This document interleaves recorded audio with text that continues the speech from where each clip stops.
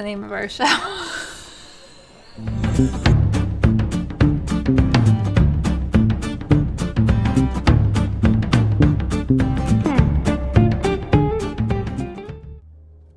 everybody. Welcome to The Large Glass. I'm Todd. I'm Terri. And this is our Tuesday night stream where we bring you a new artist or art-related theme every single solitary week. And let's see who's here. We have Pumpkin Audrey is here saying, hi, everyone. Happy Tuesday. Mom is here. Hi, Mom. John Park is here. Jess Park is here. And Dave Schmidt is here. Hi, everybody. Hey, everybody. Thanks for joining us. We love that you come every week. And there's Ben. Hi, Ben. Good to see all of you. We got a cool show tonight. We do. For sure. We do. Excited about that. So let's see. Anything new? Anything going on? Anything exciting to tell? Yeah, you know, we found out. There's so much going on. We found out something really interesting in that when we picked up that Volkswagen van to do gallery visits in and whatnot, and we've had him out a couple of times now. We named him Marcel after, of course, all the Duchamp-related things that we have on the show. And it turns out that is a 1987 Volkswagen Westphalia. Marcel Duchamp was born in 1887. So we have a van that was built 100 years after the birth of Duchamp, possibly even 87 Duchamp. 87 Duchamp. So so that's kind of cool. That's awesome. I know. Yeah. Should we drink to that? We should. Okay. Tonight's artist hails from New York. New York. And we picked up some New York beers. So let's see what we have. Tonight, and now this label's kind of green, so it's going to get completely wiped out by the green screen. But you're drinking Gang. The Gang Brewery. Gang Chardonnay. Now, the reason I picked this out was not just because it was from New York, but because there are 3 adjectives used to describe the beer: bright, elegant, and entwined. All 3 of which describe tonight's artist. So I thought this was absolutely perfect. So we're going to pour that for you. Thank you. A little Chardonnay by Gang. That's for you. That's delightful. There's Thank that. you. You're welcome. And then now I have a backup beer for myself on hand because I'm going with Southern Tier tonight. And I love Southern Tier beers. As a rule, Southern Tier beers are almost always right on the money and really, really quite good. This one tonight is a little bit different. Now, I did have one Southern Tier beer. Sorry, Southern Tier. Here comes a little bit of a critique. I had a Southern Tier beer once that was absolutely the most heinous beer I've ever had in my life. To be fair, though, it was cinnamon roll. It was called Cinnamon Roll. It was released around the holidays. Yes. And it tasted like a cinnamon roll. So if you like beer that tastes like... If you'd rather have a bowl of Pastries? cereal that would appeal to a 9-year-old child as a beer, that's your choice. They delivered on their promise. They came as a 4-pack. 3 of them are still in the refrigerator downstairs It's been a from year. November. Yeah. Almost a year. Yep, So almost anyway, a year. tonight I have Nitro's Blackwater Series Coconut Truffle Imperial Milk Stout. Now, I got some hope for this one, so... Hopefully I won't wear it. Ooh. That was some ASMR, wasn't it? Wow. Oh, yeah, look at that. Ooh, it's hearty looking. Ooh, that's beautiful. So, as a backup, in case this one's not so good, he's going to have what I'm drinking. The Chardonnay. Yes. The Gang. Chardonnay. Wow, that's really pretty, the way it hits beautiful. Look at I love the cascade of a good milk nitro. stout. Can we get that focused? in there. Can we get that focused? Look at that. Look at that Ooh, cascade. that's yummy. Oh, that's gorgeous. Yeah. We're drinking out of Hamlet's mugs this week. There's a little Yes. Memphis action. We got some news about Hamlet actually tonight, which is kind of interesting. So we're thrilled about that. What episode? 48. 48. Episode Yes. 48. Still going strong. Cheers. Cheers. Let's see how this goes.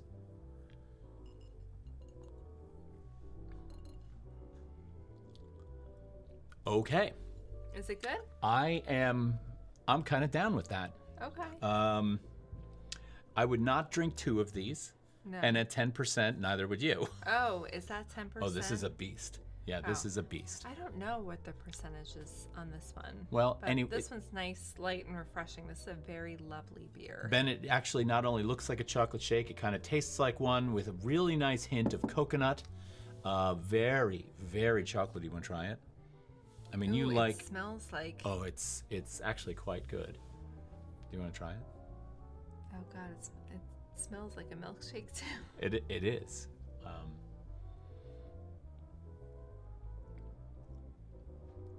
Not bad. Does it have bourbon in it? It tastes like it was bourbon barrel aged, doesn't it? Yeah, it does. I think it was, actually. It's got like a nice little singer on there. Sea salt, dark chocolate, and natural chocolate and coconut flavors. Doesn't say anything about what it was aged in, but it does have that bourbon barrel feel. It's a winner. Yeah. All right. All right, Southern Tier comes through again. All right, so we have a New York artist tonight, but first we have some business to take care of. We do. So we are first going to thank a supporter. And I mean, it looks like we have a few people here. So hopefully our supporter tonight is here with us, right? We will see. But tonight's featured supporter is 63. Now, 63's actual screen name is a very long string of numbers, which ends in 63. So we always shorten it to 63. But 63, thank you. So, you know, we love having you here. We love what you contribute to the commentary, and you're an important part of the show. So thanks to you. And I think Ben just decided, based on that milkshake, that beer description, that he'll be drinking again. Okay. So thanks, 63. Yes, thank you. All right, now let's move on to some news. We've got some news to cover tonight. We've got a few things in the news. And what are we going to start with? We are going to start with not that image. I always do that. And not that image. Let's start here. Oh, this is a good place to start. This is a great place to start. So we went out to M Galleries in Washington, New Jersey for their show Reassembly, which is the shows of the work of Joseph Castronova. Sorry, I can't believe it, but I think this beer might actually just, have it's having an effect on me. I'm losing my ability for speech. Joseph Castronova does these really interesting works of cut paper that actually project right out off of the surface of the wall, and they're quite beautiful. There was a decent turnout here. Joe had an artist talk the other night, which Frank, who directs the galleries, and there's a number of them, intended to have a very sort of formal gallery talk that night, but Joe is so generous with his information and sharing that he just kind of started answering people's questions, and before you knew it, we were off to the races with the talk. That's true. So it was kind of awesome that way. I threw in a couple of images of pieces that are not in that show, just so you could get a feel for what Joseph's work looks like, and they're absolutely fabulous pieces. So they're definitely worth a look. M Galleries has this show on until the 31st, so you only have 4 more days to go and catch this show. But I highly recommend that you do. Yeah, it's a great space. He's got 3 other galleries in addition to this one. Another one in Washington, one in Bedminster. No, it's in Basking Ridge. Oh, excuse me, Basking Ridge. And then the other one is in Metuchen. Metuchen, so, yes. Yep. All right, so that's M Galleries. So thank you to them. Thank you to Frank. He's doing a wonderful job, and he curates a great show, so we love that. Next in line, we have some unfortunate news about one very well-known painter who passed away this week. This is Louise Fishman, 82 years old, fantastic abstract painter, very, very heavily involved in the feminist movement. Her works are striking and beautiful, and not only they're both subtle and they're direct. And so I love her work, and we lost her this week, and it's a sad thing. So, and I lately have been including a lot of obituaries, which I'm not happy about, but I feel like I need to. Well, I need to talk about it. It is part of the news, so we still want to recognize them. So. Yeah. So Louise Fishman, rest in peace, 82 years old. And some much better news, the Brownstone Art, which we have a fantastic relationship with here at the Large Glass, is going to be having a show starting on August 1st of Hamlet Dobbins. Now, of course, you know Hamlet from being on this show as a live guest on episode 43. And he is going to be having a show in the month of August. Now, one nice thing is we are going to actually be doing a critique of that show on the Large Glass. So we're going to show you images from that show. it would be a good idea for you to go and see that show before we have that episode. And that's going to be on August 17th that we're going to be hosting that here. So that gives you about halfway through the show to get in there, see the work, and then come prepared to the large glass so you can talk about it too. And that is everything I have in terms of the news for tonight. So be it. Should we move on to birthdays? We can move on to birthdays. We have a very big birthday. We have a huge birthday. We've got the birthday of all birthdays. That's right. We've got Mr. Marcel Duchamp. Yes. Our man Marcel.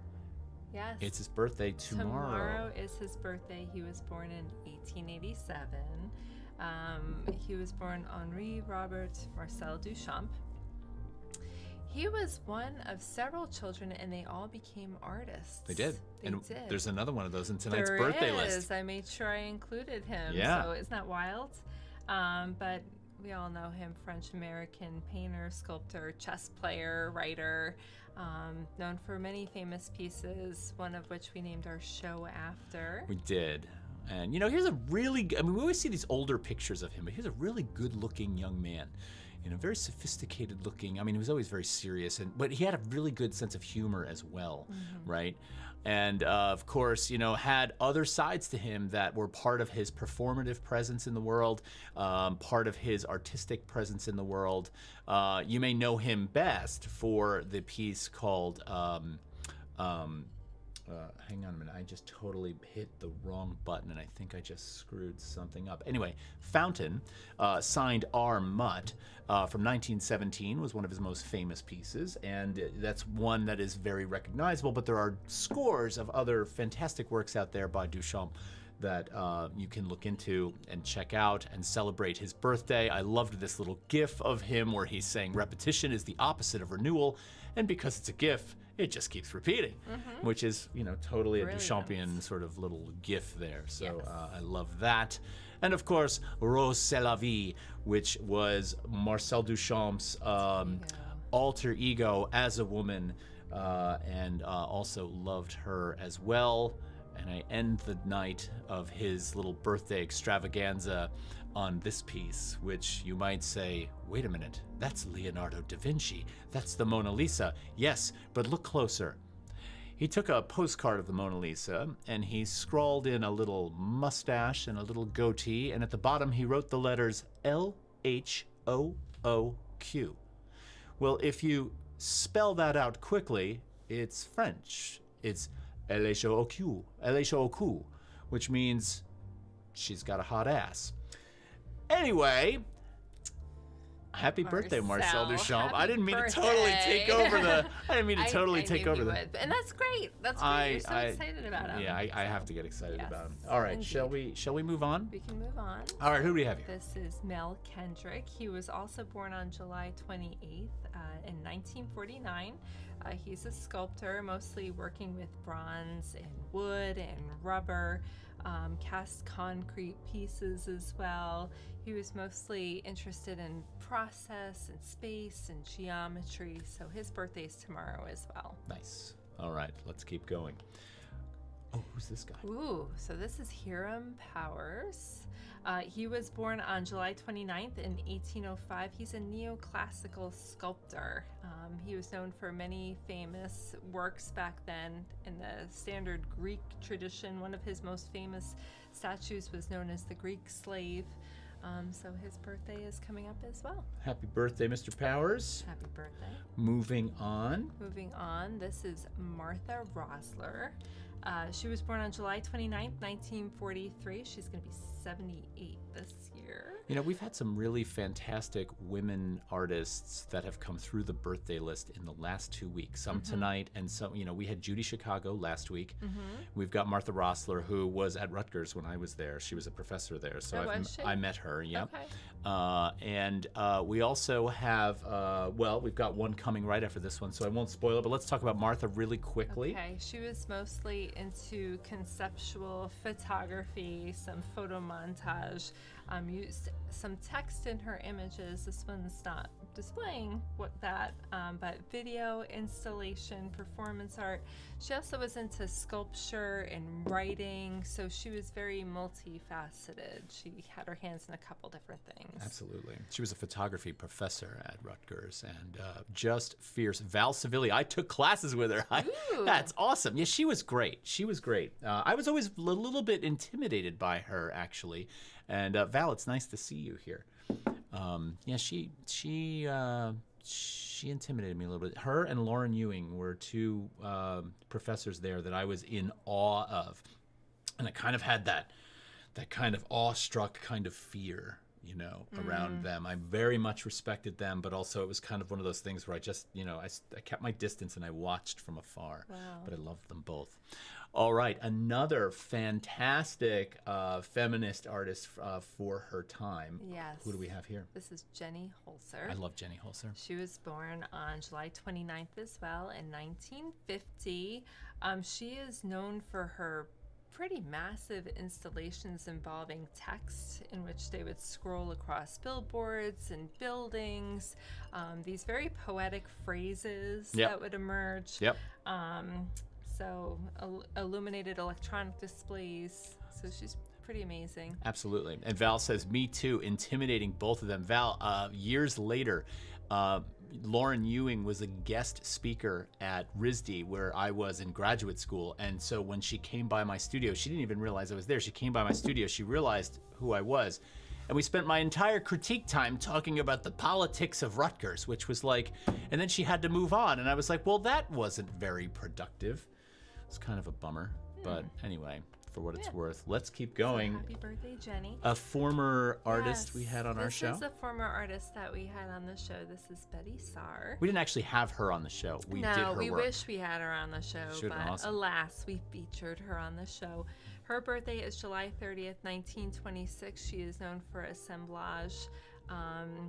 She loved to go shopping in flea markets and finding these older images and incorporating them into her artwork. Just phenomenal work. She was on episode 23 if you want to check her out. We did a little compare contrast with Joseph Cornell. Yeah, right, that's right. That was a good show. That was a good show. I enjoyed that. Happy birthday, Betty. Happy birthday, Betty. She's 97 this year. Really? Yeah. Oh my God. Wow. We've got some really great people up in the 90s. Yeah, right? Like really. Wayne Thiebaud. Oh, yeah, well, he's 100. Hockney and there's some really they're really up amazing there. people. All right, Henry. Happy birthday, Henry. Happy birthday, Henry Moore. He was born on July 30th, 1898. Semi-abstract monumental sculptures. He did some bronze. One of my most favorite pieces of his is when he was working with the vertebrae. So his birthday's on the 30th. Nice. All right, let's keep going. We got a lot to do. We got a lot tonight. So July, man. Yeah. This is Keith Sonnier. Yeah. He was born on July 31st, 1941. He died about a year ago. I know. He just recently passed away. But he's a post-minimalist sculptor, performance artist. He used a lot of video and light neon in some of his pieces, some installation pieces. I saw one of his pieces once that really made me want to go learn how to make neon. Oh, really? Sculpture. Yeah. There's just something about the fact that the apparatus for lighting it up is sort of part of the sculpture. Like if you look at this piece we've got on the screen over here right now, it's sort of like the wiring that illuminates the tubes sort of is part of the linearity of it, and it kind of relates to that sort of chicken wire netting that's in there, and it all plays a role. So it's sort of like, there's nothing hidden behind the curtain, right? It's all kind of bare bones, and I loved that about that work. But happy birthday, Keith. Happy birthday. All right, let's see. Who do we have next? I'm going to let you pronounce his name. This is Jacques Villon. Why, thank you. He is the brother of Marcel Duchamp. That's correct. And he was born on July 31st, 1875. Yes. So he's a little bit older than Marcel. Cubist painter. Cubist abstract painter. So happy birthday to him. It's kind of I don't know. I feel bad. I feel bad about this, but when you go to the Philadelphia Museum to see the Duchamp exhibit, yes, right, and then you kind of wander off just around the corner to the Brancusi's. There's a smattering of both of the Duchamp brothers, Villon. There's Jacques Villon, and then the other one is he's got a hyphenated last name that ends in Villon. But it's sad because It it's is. sort of like all this attention on Marcel, rightfully so. And this is Marcel's brother. Yeah. And this that's kinda guy sad. happens to be But he's got the some brother. gorgeous work. Yeah, the brother. Yeah. So so it's his birthday as well on the 31st. Okay, let's move along. We Next. have our third. Oh nope, I'm so sorry. You forgot John Sloan. Yeah, but mine are in reverse order. They were both born on the same day. So Oh. this is John Sloan. He was born, and as soon as I saw his picture, I'm like, that's not him. This is John Sloan. He was born on August 2nd, 1871. He's an American painter and etcher. He founded the Ashcan School of He American founded the Art. Ashcan School? But I found, Oh, yes. I didn't know that. Yes. He was in there with a couple of different artists like Lackins and Robert Henri.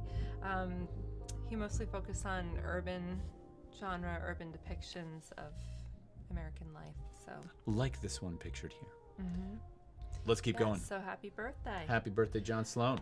This Is Arthur Dove. Who Yes. was also born on August 2nd. He was born in 1880. American modernist, abstractionist. He used a wider range of media, which is what he's known for. He went beyond and used wax emulsion and tempera. He really experimented with a lot of different. Yeah, and this is definitely one of the more minimalistic sort of studies for one of his paintings that I pulled up because I hadn't seen it before. Some of the other paintings that were up there were very commonplace, so I pulled this one because I really liked how simplistic the approach was. Ben was certainly liking on the John Sloan painting. He popped that comment in there a few minutes ago. And that concludes our birthdays, That if does I'm not conclude our mistaken. I gotta see if I can birthdays. get all these to close. Let's see if they all shut down. That was a good list tonight. Yeah, that was. I mean, it wasn't 19 like last week. That's true. Right? Yes. So, okay. So, birthdays are out of the way. Featured supporters out of the way. News is out of the way. We're going to talk a little bit really quickly about support and how you can all support us. And, you know, support is an important thing. And for us, mostly, support is really about getting more people to watch the show, right? So we're looking for followers. And we know that once we hit 200 followers, we're going to be giving away the Susan Stillman painting, which we're really excited about. She's donated this to us as an incentive to get you all out there bringing followers to the show. So hit her website up, take a look at her work. She's a fantastic painter. She's had a lot of shows recently where she's kind of been I believe they're in upstate New York that she's been showing primarily. You can also find her on Instagram. But we're so thankful to her to have this particular painting that you see right here available to you as soon as we hit 200 followers. So tell a friend.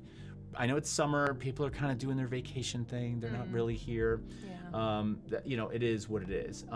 Let's see. And if I turn that off for 1 second, I can tell you that we are also on Patreon, and we have an announcement to make about our Patreon. We are going to be doing a live session on Patreon for Patreon supporters only. So what this is going to look like is, and Val, if you're still here, you'll be happy to hear this. We are going to be doing a live roundtable discussion where anybody who wants to, that is a patron, will be able to join in on a Zoom meeting. We're going to have a roundtable discussion on the topic of bad art. What makes a piece of art bad? Does bad art even exist? We have a guest speaker that's going to be coming to that discussion, and it's going to be kind of a members-only kind of situation. So if you hit patreon.com/the large glass separated by underscores and become a member, you can get in on that. It is Friday night, September 3rd at 8 p.m. It's going to last about an hour, but it's a nice chance for all of us to be able to talk together, which is unlike the chat room here. It's a little bit of a step up. So we're going to be doing this somewhere around the quarterly, maybe 3 times a year to 4 times a year. We're going to be having a special event like this. I already have the next one planned, which is going to be around the topic of outsider art, which I'm really thrilled about. So jump into Patreon if you want to. It's a great way to support our show, and you get perks. And now I'm going to be quiet about all of that. So I will kind of lay off the begging. I will no longer beg all of you for support. Oh. I'll be quiet now. All right, should we? And Val's saying, "Yay! Yes, it does. I've made plenty of it. Oh, good, Well, good. that's part of the process. I think you have to. But I actually love talking about bad art. Oh, wait, I don't think Val's work is bad art. I think that's what she's talking about there. No, I don't think your art is bad art either. In fact, we're wearing your T-shirts all the time. I We had love yours the on prints all day today. I today. changed for the show. I Yeah. hope you don't mind. I wanted something a little, because it sometimes interferes with the green screen. So, but yeah, you have not made plenty of it. All right, so we've got an artist to do, and I probably should get down to it. I'm really excited about this tonight. I am thrilled to be showing this artist's work. I have not seen I Hate Username 67. No, I haven't seen him either. But I wonder that's if okay. he's He might here. pop He in. said he's coming. He often has some computer issues. Yeah. So my Okay. guess is Well, that's we'll let him probably go what's for now. going But on. tonight we are featuring the work of Orly Genger. And I think you're really gonna like this stuff. Orly is a really fantastic person. She really is. And her sculpture is just crazy good. Mm-hmm. Crazy good. You want to start off with a little we can intro start off. like you do?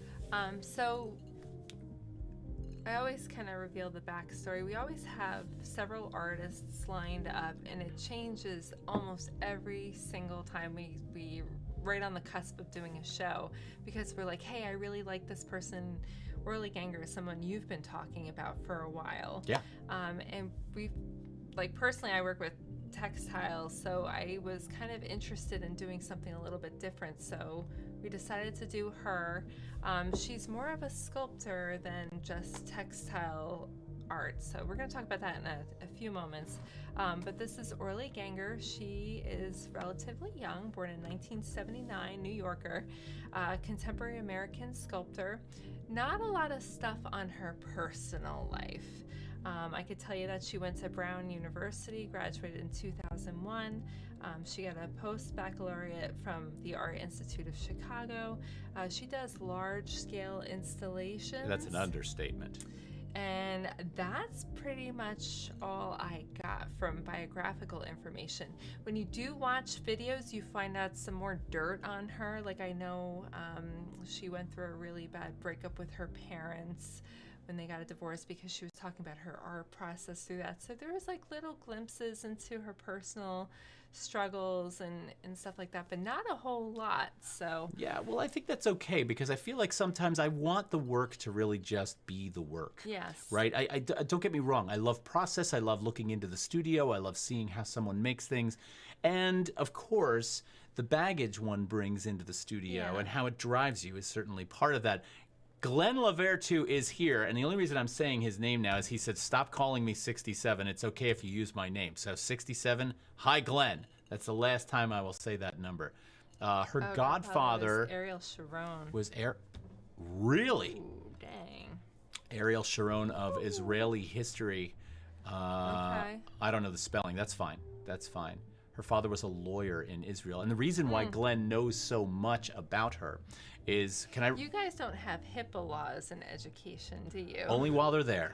Huh. Only while they're there? and Only then you while can they're there. Speak of them afterwards? Yeah, well, first of all, just out of respect for any student I've ever had, I would never talk about their performance in school. But to reveal that I had a particular student as my own is probably only going to be done in the event that I'm praising what they're doing. Okay. Right, so it's not like I'm revealing something about them that is. It's not like we're in the nursing world where you are. You're like, thing. I don't know you. I didn't see you. Nothing happened here. yeah, Moving she's. on. You know, I love. I'm really into storytelling, right? As all of you know. And so when she comes home from work, I'm like, so what happened today? And she's just like, "Meow." I don't get anything. And I'm like, God, this sucks. You must have such awesome stories to There's some tell. stories, but I they're get all in nothing. there. She was brilliant, actually, and we were very close. Yes, I Okay. know that. Okay, good. Because Orly Genger was one of Glenn's students at Brown University, where Glenn taught. And so, Glenn, I'm really glad you're here tonight, number one. Number two, you were the featured supporter last week. I know you had some technological issues and you were very busy, but you were our featured supporter last week, and we just wanted to thank you for all that you've done, for the birthdays that you've helped us sort of wrangle through, your commentary in the chat room. All of that is really much appreciated. So thanks to you. All right, so back to Orly for a little bit. Let's keep talking about her. Yeah, so not a lot of dirt on her. Great. I don't know what her love life is like. I don't know. See, I like to know when someone first got into what they're doing, like And those why. first memories of when they started creating art. Like we've seen so many beautiful little glimpses here and there, but I couldn't find anything. Well, you know, on I that. think, and to be clear, it's cool to sort of understand what drove an artist to making. Sometimes it's just the knowing that you have to make this work. Yeah. Right? It's not some kind of catastrophic event. It's not some kind of tumultuous thing. It could just be an absolute love or passion for making or a material or something. Well, I definitely believe she has a passion. She puts her body and soul into what she does. It's very physically demanding. Glenn says he can answer the question on how she started. Oh, Glenn, fire it into the chat. We'll keep Fire talking it until you in. get it in there, but we would Yeah. love to know how she started making work. I love this picture that we've got up right now because number one, so Orly works in these recycled and oftentimes recycled ropes, and she knots these ropes almost in like a crochet pattern into these monumental sculptures. And in this picture here, you know, I love this. She's lounging on one of her pieces right now as it's in process being made. You can see, first of all, when you see the works, you're going to understand why she has assistance, because these works are gargantuan. They're gargantuan.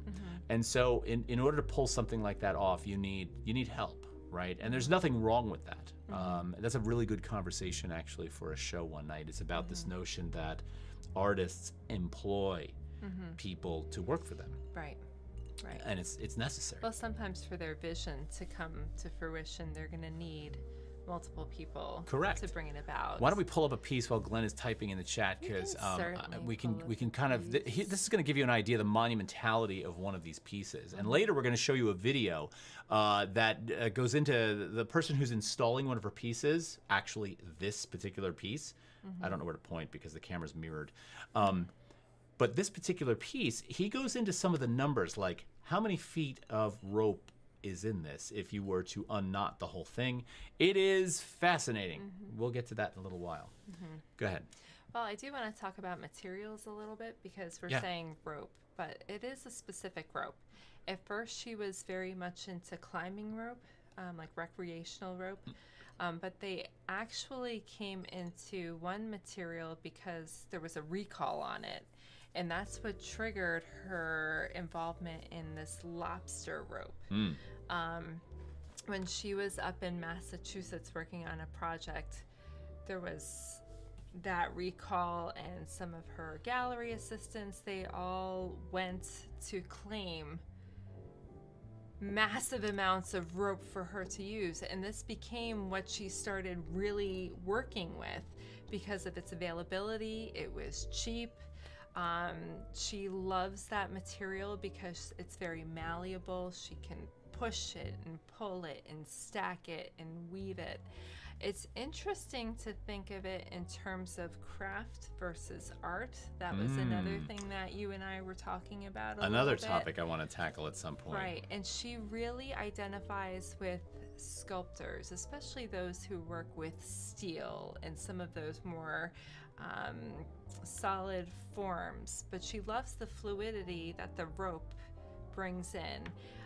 In one interview I was reading with her, she actually did not like being compared to those who might do knitting or crocheting. It was almost so, I don't want to say offensive, but she wasn't quite identifying with them, even though she does use some of those techniques sometimes to create these knots, but she's mostly doing the knots and she's mostly pushing and pulling, and it's very grueling work when she's the work shaping is it. the physicality of the work is off the charts. So Glenn says she started making found object structures as a kind of scaffolding, and then she would layer plaster on top to create these massive blob-like things. She started adding color to the plaster. They were very biomorphic. And you can definitely see that, I mean, if you could imagine that form for a minute that Glenn's describing, and then look at the transition into this. You know, I like the fact that she reduced it. She distilled it down to the more singular material rather than, you know, two or more. It says that was in undergrad at Brown. She wanted to go to RISD but was rejected because she was too young. Given the experience the RISD sculpture department had with another young grad student, they were refusing anyone they felt was too inexperienced. And I remember that, actually. You had a better chance of getting into that school if you were 25, 27 and up. Not that they were ageist in any way, but they wanted you to have a little bit of the world experience before you could get in there. It caused a rift between Brown and RISD, actually. Yeah, I remember hearing about that, actually. And Brown and RISD have a tight-knit connection to one another. So that was really disruptive. So I love this. I love this notion of the ship or the lobster rope, and I love the fact that it is a recycled material, right? I also love that it kind of brings with it this kind of regionalistic kind of history that comes with it, right? You know, you can imagine the deck of a ship that's going out to do this kind of work, coiled with massive piles of these ropes that are used in traps and whatnot. And it kind of feels like that on some level. It does. So I noticed Pumpkin Audrey says, what rich colors. Let's get to that. Let's get to colors. Should we start there? I feel like there's so many things to talk about with her work, and when you're looking at her work, there's things that immediately strike you. It's the material, it's the colors, it's the patterns or the structures that she does. She utilizes her installations in very specific ways, even though it's a very malleable art form. Should we talk about colors for a little bit? Yeah, we can talk about color. As a matter of fact, I started bumping through some of the slides. I was sticking to a more monochromatic palette at first, just to kind of talk about form and the massiveness of form, the ways in which these knotted materials sort of accumulate, the ways in which a singular material and a singular process done on a grand scale can elevate something simplistic to something much more than, I mean, this goes back to this idea of this Gestalt theory, right? Where the whole is greater than the sum of its parts. Now, in this case, the sum of the parts is fairly simple. You've got a couple of parts, right? You've got this lobster shipyard rope, you have got this color, and then you have this technique of whether it's crochet, knotting, whatever the case may be, but repeated. But it's repeated to such a point that when it's elevated to this new scale, you have this kind of, this altogether new thing that is larger than, it's sort of like 1 + 1 + 1 = 12, right? Because now that monumentality, the gasp that you sort of exhale or inhale as you walk into a room and see this, you're like, my God, you know, such a simple act can sort of elevate something to this level. And to me, I thought it would be better to just kind of start more simplistically, to sort of emphasize that part of it. But Audrey makes a good point, because the color is very rich and definitely not the original color of the rope, right? Glenn says the knitting came from the close working relationship with another artist from Brown, Dave Cole, who was doing massive mechanical knitting machines. Now this is definitely... I think there might be some dirt there. No? I'm trying. Okay, interesting. What I like about this is that thing that, you know, I've had a very long-term struggle with academia and how education and art go together, and where there are great things and where there are problems, right?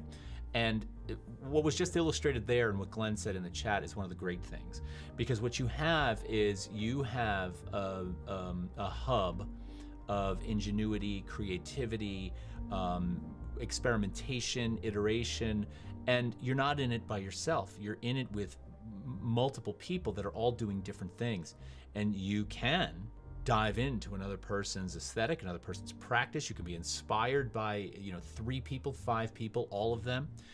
And that is crucial, I think, to a development, especially when you get out. Because if you come from an environment like that, then you get, you know, you go into a lonely world. You retreat into the studio. You suffer. You suffer. You need to maintain that. I think artists need a community, which is one of the reasons we did this right, is to sort of maintain that community. But anyway, let's keep going through some of these sculptures. This is a piece at Brown University that was installed, I believe, in 13 or 14. I believe so. Let me look at her. It's called You. This is You. This was 2014. 2014. It was 230 feet long. Now, when we say 230 feet long, we're talking about the length of the actual mass, Yes. right? Not the layered pieces that create the mass. It was on campus from November 2014 into the summer of 2015. John Park says, like the Cedar Tavern. Yeah, the Cedar Tavern. God, when that place went away, John, I wanted to die. And it was replaced with, well, what immediately took its place was a Thai restaurant, if I'm not mistaken, called, was it Spice? I think it was called Spice. It was a very swanky Thai restaurant. There was good food there, but it was in no way, shape, or form a replacement for the Cedar. And I wish I knew what happened to that bar. And you guys kind of have a digital modern Cedar Tavern. Oh my God, now there, John, that's an honor. That's an honor. Do you realize? Do you know the Cedar Tavern? I do not. Okay, the Cedar Tavern was a Greenwich Village bar establishment where the abstract expressionists hung out and made conversation about their work. So this is a hub of energy that is absolutely crucial to American painting and the development of American painting and sort of like the birth of the United States as an art institution in the world. Before that, we were nothing. Wow. Right? It was all about Europe. But the Cedar Tavern was this place where like there was a catalyst there that sort of took place. So for John to say that we're like that, I don't agree, John. Thank you. I don't agree. I hope that's a big set of shoes to fill, man. So Glenn says the rope is heavy on its own. I think it's nautical rope. Yeah, it is. We were talking about that it is lobster rope from lobster traps, from lobster ships. So back to You. This is a great piece. I love this. I love this intimate space that's created with these two trees. It's kind of like this, these two demarcation points in the sculpture. Right. Well, when she was working on this particular piece, and there was a write-up that she has on Brown University's webpage that she has linked to her own CV. There's some concepts when she designed this piece. It was to like envelope the university in like a welcoming kind of embrace. She was using it as a softer sculpture. She was thinking of some more harder aesthetics like Richard Serra. I was gonna ask about Richard Serra in this. Yes, Richard Serra crossed my mind so many times when I was reading about Orly's work. But this was more, it's almost like she sets out to do something that Richard Serra does, but she does it in such a different way, in such a softer way. Well, and when I think of this, like most of her pieces, I reflect back on Tilted Arc, and when you're looking at that monumental sculpture that was down at the World Trade Center that was so controversial and people thought it was an eyesore, and it was made of this metal that was oxidizing and all these natural processes, but it really obliterated the landscape to some degree. People wanted it down. There was all kinds of issues with it. There was crime there. And then you look at Orly Genger's work, and she's essentially creating walls too with a softer material. Sometimes it's very bright, sometimes it's very neutral. It depends on what she's trying to portray. There's this reference to organic life. I mean, there is that essence that it could erode and decay and return to earth. The paint can fade and dissolve. When it emerges from the earth, sometimes she has these soft curves just jutting out of the earth. And then when you think about rope and the tendrils, it's almost this root-like, fibrous, twig-like structure. So it's just so much more, I don't know what the word is. Well, I'll jump in for a second because I think you're making a really fantastic point about, because Sarah, I think, is an absolutely perfect contrast here. Sarah's work is this sort of brutalistic imposition on the environment, right?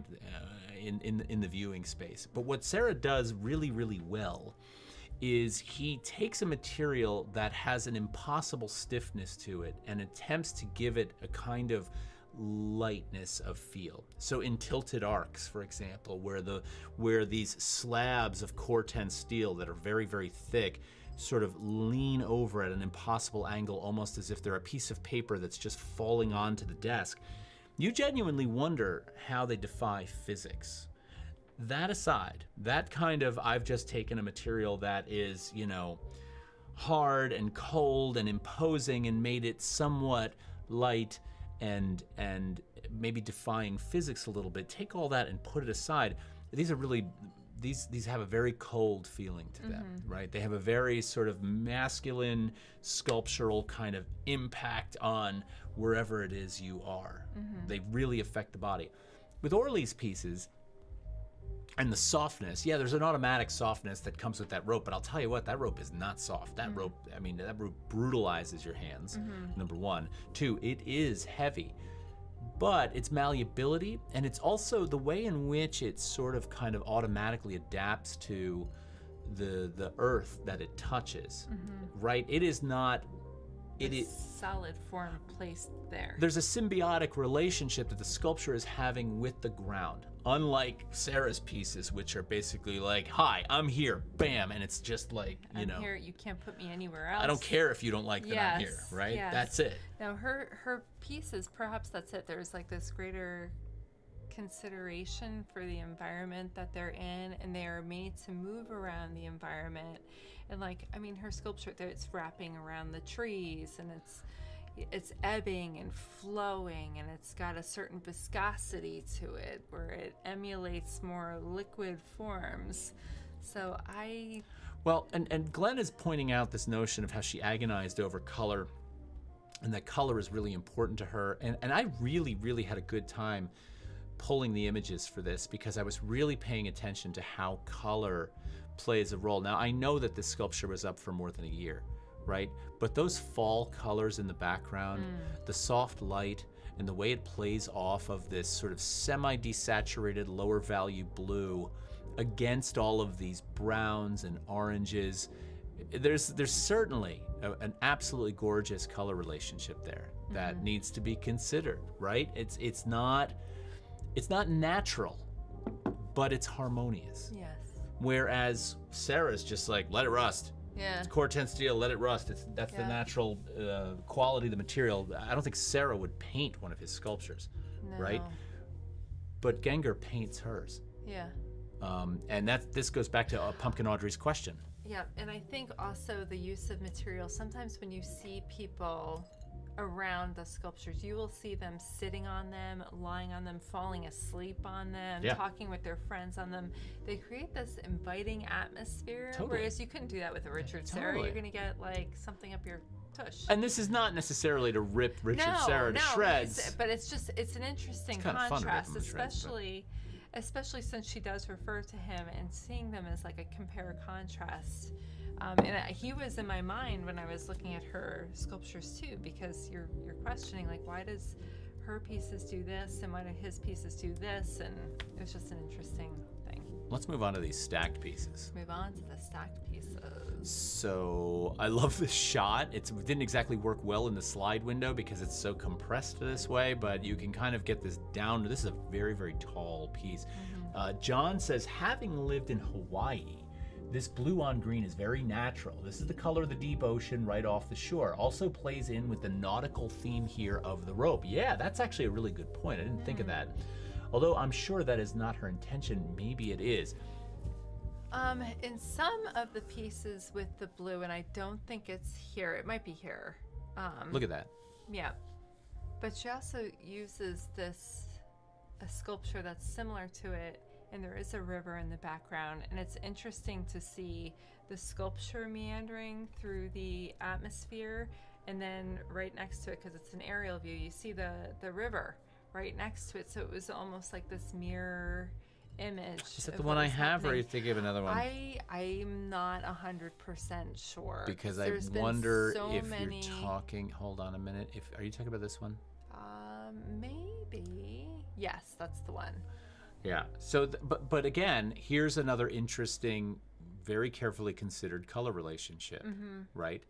And I love the subtleties in this. However, she's not always subtle in the way she deals with color. It's certainly considered, right? But you know, I mean, we could take this and talk about subtle color relationships, or we could look at something like this, right? And again, oh my God, look at that blue against that fall landscape. It's just spectacular, right? And so I'm bouncing all over the place now. I kind of had an order to go in, but I really like this conversation around color, and I think it's really important. So Pumpkin Audrey, to answer your question, after the process of knotting and laying these out is done, she paints these things in a very sort of heavy-handed kind of way. She's got these very large-scale industrial paint sprayers. Sometimes they are sprayed on site, so they get installed. They might have come into an installation at a public space in one color, and then they get sprayed another color. And so that is sort of like the last. And to me, I've done, you know, in my sculpture, I have sprayed things before. I understand some of the difficulties around that. Given the texture of this and the depth of all of the negative space in the knotted areas of the rope, I have no idea how she gets that paint so deep into those spaces that the old colors don't sort of break through the space. Yeah, well, not to mention, I did see one video where they were touching it up because the elements do beat it up, and they have to go back in and reapply the paint, so they do take some maintenance. But I love that idea that the sculpture can have that capability of breaking down a little bit and returning to the earth. There's just something so organically poetic about that. And the other thing is you have people laying on them and moving them around. Yes. And I would imagine if you have two pieces of rope overlapping like this, and you go by that with a sprayer and spray it a color, and then that rope just shifts slightly. Yes. Right? You're going to reveal. Yes. You're going to reveal the underside. And I can't imagine that her assistants and her, that they're going around and moving all the rope and spraying once, moving the rope again, spraying twice, so that they're fully covering it. Right. And I have a fundamental. I want to talk about these stacked pieces. I do. Yes. I have. But so these were from the exhibition in Indianapolis entitled Whole. So go ahead. Oh no, I was just gonna say. So just giving a little introduction to them. They're really fascinating pieces. Like watching the install, you can go on YouTube and see like the like a time lapse of how they were erected. Tell everybody about the names. So she named them after. It's all related. She was very much into bodybuilders, and these are named after the various Mr. Universes. One is Arnold. Arnold is the name of one. There's a couple, like, I don't know all the Mr. Universes, but they all have a name, and they're all named after some of them. And this wasn't the only show that she did that with. She also had a show called Pose Off, which is when the muscle builders do this whole thing. I just want to clarify that name real quick, but the muscle builders do this thing, pose down. They do these poses at the end of their bodybuilding show, and she had this room with these sculptures that were all kind of doing the pose down, and that also was pretty entertaining as well. And when you think of how physical her work is and how grueling it is and muscular and stuff, it seemed appropriate that she would really be into that. Well, you're saying that actually, as Ben Hagenbush is saying, it would be interesting to see her do figure forms with this type of rope, and that kind of has... It's abstracted. And there's also, I'm pulling up, in response to Ben's comment there are these bachelor forms, which are kind of interesting, and I want to pull one just to put in. So I know, Ben, you're kind of probably looking for something that definitely reads as figurative, but she's been there in a slightly abstracted way, and I'm just looking for maybe the right one to pull. I think if I do this too. Let me get this out so you guys can see this. Yeah, we're both banging away here trying to give you guys more images. Let's see if I can pull this up. Let's see, hold on a second. There was a video on YouTube talking about the one show Pose Down, but the video was of such poor quality. I would watch it, just turn the volume down, which is a shame because you can't hear her speaking. The soundtrack is this like tinny singing over everything she's saying. But anyway, that had those particular sculptures. Yeah, but Ben, just to kind of respond to what you were saying a little bit, she does do these sort of much more sort of intimate pieces that kind of have a posture or a gesture and definitely relate to a more figurative kind of presence rather than these like brutal, not brutal, that's kind of a bad word, but these really monumental, heavy, sort of environmentally placed, pieces.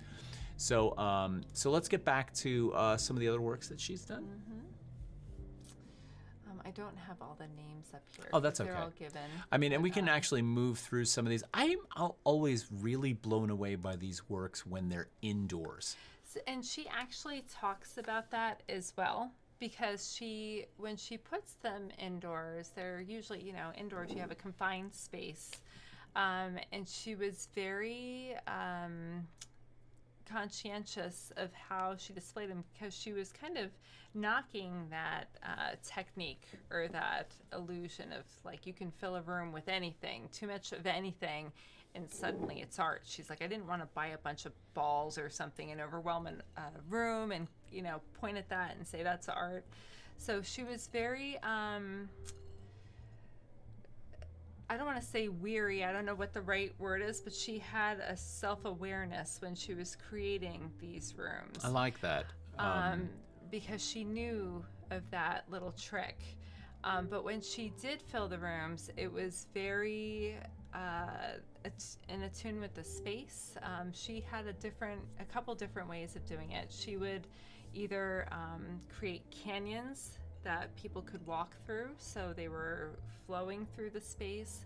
Audrey's mentioning it looks like a lava flow in here, which it really does, yeah. And that's what I love about her work. I think there's a certain viscosity to it. Sometimes it alludes to these geographical terrains in which you can see the strata separate. I love the different texture in the rope as well. When you get close to it, you can really see the different patterns of braids and the weave on the rope. Because the rope is not all identical. It's not all identical. Sometimes she uses almost like different gauges of cord. So you see all of that up close.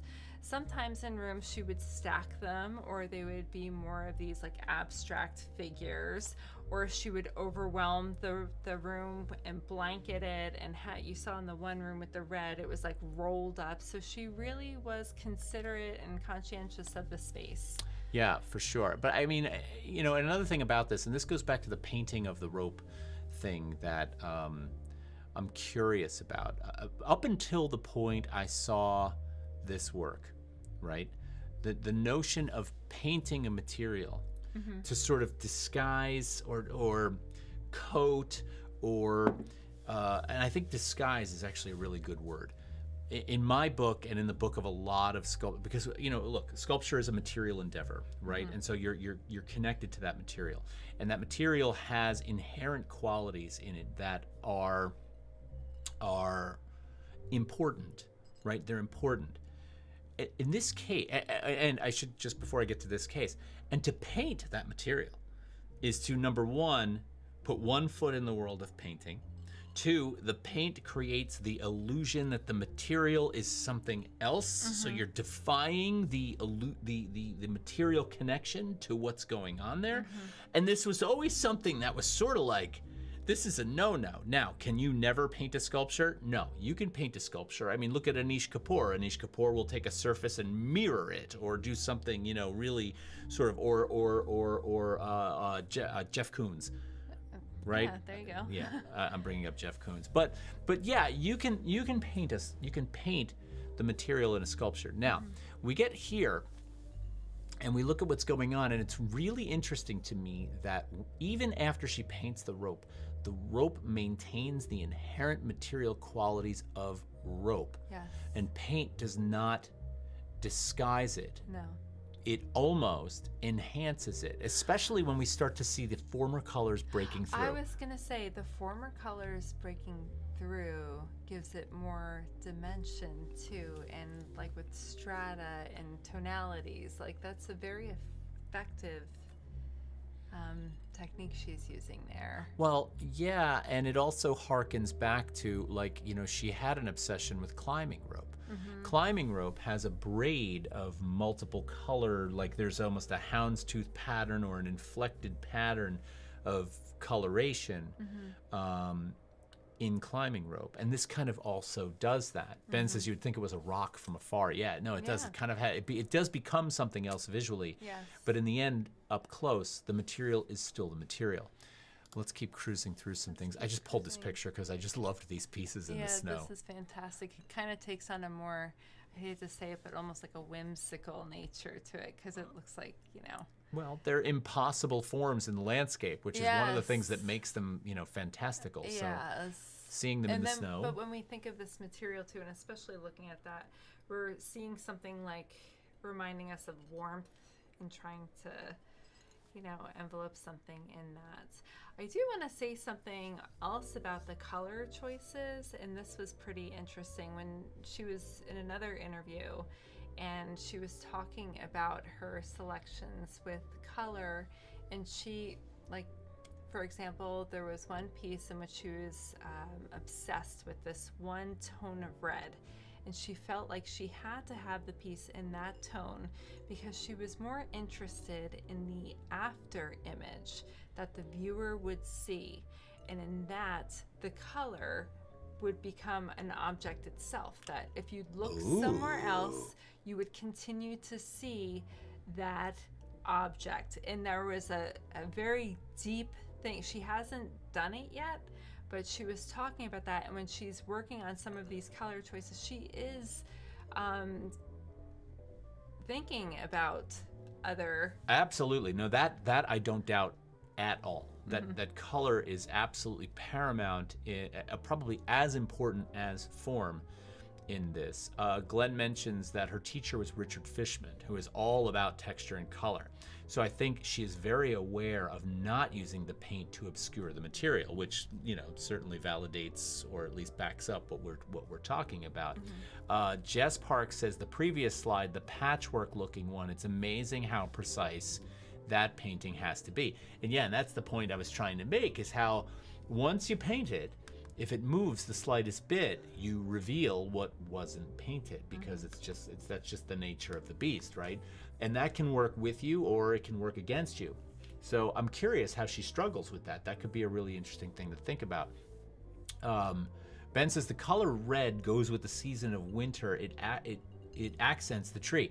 It does, and this is kind of what Terri was just talking about, how when you approach a piece like this kind of absolute cadmium red in the landscape on a scale that's like a color field, right? It's just like it envelops your entire vision. And then you stare at it for a while. You spend some time looking into it. You don't realize what's happening is the physiology of the way your eye is processing color is growing very accustomed to seeing this red field. And so what happens? You look away, especially into the snow, and you get that after image complementary green that's going to show up and color as object.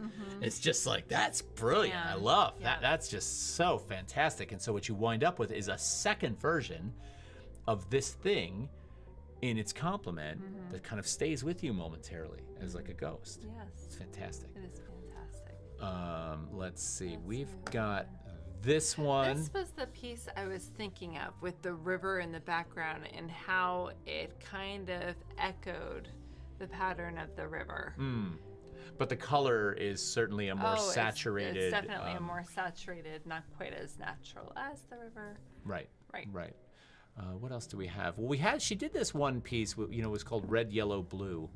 And this piece might not be connected to the red and the blue, but this will give you an idea of, how the yellow functioned in the environment. We've got a piece with how the blue functioned in the environment. There's another piece with how the red functions in the environment, which is really actually quite cool. Can we look at the video?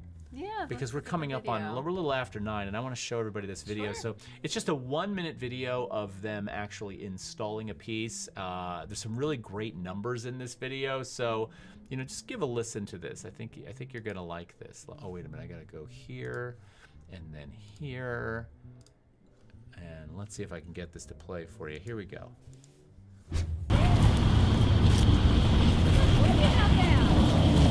Today we're at the Campbell Park in Oklahoma City building the piece called Terri by Orly Genger, and we're on our third day of install. We're using recycled lobster and crab fishing line from New England. We have about 2/3 of 1.5 million feet of rope here, so it's about a little under 1 million feet. That would be if it were undone, if the crochet were taken apart. The piece itself here is about 630 feet long if you were to stretch it out in a straight line. After we've finished assembling the piece, it will be repainted to a new color entirely. That's our last step in the installation process, so that will be happening sometime next week, and it'll have a new face on it. This project is titled Terri, as in earth, references the red earth, the clay that you guys have here in Oklahoma City. Okay. Pumpkin Audrey says 1 million feet. 1 million feet of rope, which wild. is just like, which is crazy. And by the way, just so you know, that Terri piece, you saw the color blue, that's the piece right there. So that is the color it wound up being after it was installed and painted. So it went from being that lighter blue to this. It's actually physically painted in the environment, which to me is, I can't quite figure out how you pull that off, but that's maybe, you know, that's some of that behind the curtain sort of thing. So, you know, I think there's so many ways. First of all, I'd love to encounter one of these actually, you know, in the world, see one of these installed. You know, just sort of be overwhelmed or enveloped by the monumentality of this. I love the way this sort of wraps around the cherry blossom tree. It kind of does its own rise and fall as well as its own kind of curvature around it. It reminds me a little bit of Andy Goldsworthy's wall at Storm King Mountain. Yes. Right? It kind of has that, I'm a wall, but I'm going to kind of work with everything that's in my way and move around it. Yes. Glenn says it's funny that her project manager spoke instead of her. I'm pretty sure she was in the video. Yeah, I saw her. She was actually kneeling, kind of working some of the material. I'm curious, why is that funny? Is it because she's, you know, she's kind off camera and not talking? Or? Well, she's kind of got a grip on what she does, I think. Yeah, she's, you know, agree. She's. Do you have any blanketing? Or is it mostly the... Well, I have a lot of these, but I did want to get into some of the more object forms, if we could, quickly. Let's do that. So, you know, another thing that's interesting, and I showed this earlier when Ben was asking about figurative sculpture, there are some more object-oriented forms that I'm actually really kind of fascinated with. I love these public installations, but I also like sculpture from the standpoint of something that might just exist sort of in the round, in a more intimate setting, to kind of look more closely, or to at least have an option of spending a little time on a very detailed scale. And so there's a couple of these pieces in here that I found to be really fascinating coming from her. They make me realize now that I can be thinking about that layered kind of undulation, right? So when you begin to stack something, if you put a grain of sand in the stack, it alters the stack, and the more you add to that sort of alteration, the more exaggerated that alteration gets. And it really makes me think about subtle shifts and changes over the course of this sort of topography, right, as it rises and falls. And then, you know, just kind of focusing a little bit on her use of color. These are smaller pieces, right? And she has an opportunity here to really dig into some of these really beautiful and subtle color relationships. So just from the standpoint of standalone in the gallery sculpture, I really quite like these a fair bit. I think there's probably a more close sort of attention paid to the nodding, the coloration, the ways in which things, the form, ways things line up. This one in particular I absolutely love. Yes. So, do I have one more? I do. I have one more here. This is beautiful. And this, oh my God. Oh my God. I love the color connections here. As a matter of fact, that just sort of sparked something for me. And that's for another time. But I love that. So, oh, she hates the camera. Okay, that makes sense. Oh, that makes okay. sense. Yeah, Pumpkin Audrey's like 1,000,000 feet. Yes. Yeah, it's just a number that when you hear it, it's just like, it's really hard to wrap your head around. Let's jump back to this. This is a piece I didn't really give enough time to, but it's another one of those pieces that sort of winds through the landscape. Also, I think what's cool about this image is that, you know, she recognizes the fact that the space needs to be traveled through, right? And so it dips down Yes. and almost forces an interaction. It doesn't It does. say, hey, you got to walk all the way around me. Yeah, and it allows you to see around it. You know, and going back to Richard Serra, you know, he was very involved in how your perspective changed, or the perspective of the piece changed as you moved around it and engaged with the piece. It's the same thing kind of happens with her pieces too, although they are much more malleable and flexible. Right, and she also recognizes that the human interaction is probably going to be more congenial if she allows the space to still have its function while she sort of alters that space. Yeah. Look at the way this tree in the center of the image that's over here, the work actually butts up against the tree on one side and continues on the other. So the tree is actually sort of embedded in the piece rather than it wrapping around. So it's almost hugged by the work. John Parks says, this is a great example of having a personal language that is very versatile and expressive. Yeah, yeah, that's the thing. Is earlier what Terri said about how you can take a room and fill it with anything and it becomes art. That's true. We can think of things like the soil room at the Dia Center. We can think of, and don't get me wrong, I'm not saying these are bad things, but you know, I can think of Tara Donovan. I love Tara Donovan's work, but it is this idea that take a simplistic material. Right.